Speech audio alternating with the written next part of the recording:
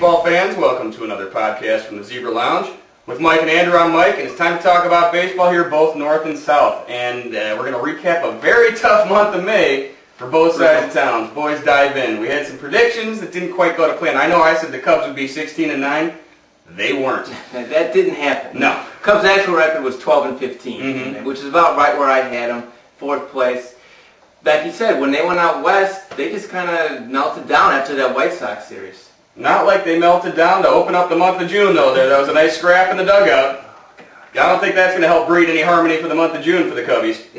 The best case scenario is that fight, Zambrano Bear, we're obviously talking about, that somehow does something to fire up this team because I've never seen it. It's such an unprofessional looking team, you know? It's such an unlovable team. I don't really think that's the kind of thing that's going to fire up a team. This is a Major League 2 with William Mays Hayes and Rick Wild Thing Vaughn in the dugout. I think it's just bad for the team. And Lou Piniella in the post game, he almost lost his head. He waited till the end to flip out, though, which was a fine. What I want to know is Lou said how I would have handled things. I know how I would have handled it, and let's just leave it at that. I wish they pushed him and they heard him say a little what more exactly out there. he would have done. Well, I mean, you just look at it in that situation. What is he going to say? I mean, I don't care.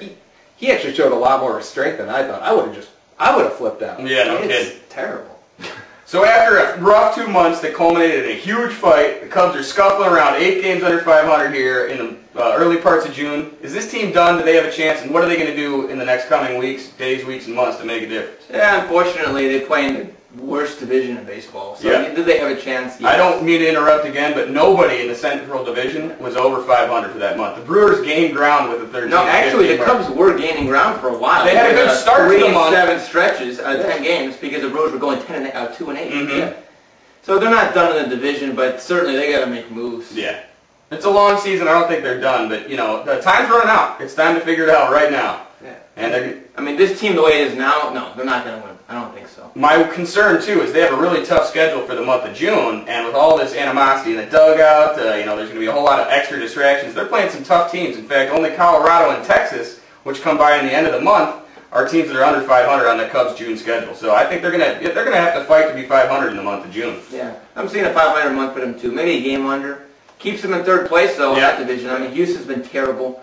Pittsburgh's been nice, but they're not going to hold it up. No. Maybe the Cardinals can stay in front of them now, but... I think the Brewers came back to the pack and came back to reality a little bit, and I think that's where they're going to stay. Well, that's the key for the Cubs, if you ask me. They're going to play the Brewers this month and then several more times for the rest of the season. They got to beat them head-to-head. They didn't do it last year. The Brewers owned the Cubs last year, and earlier this year, the Brewers beat them again.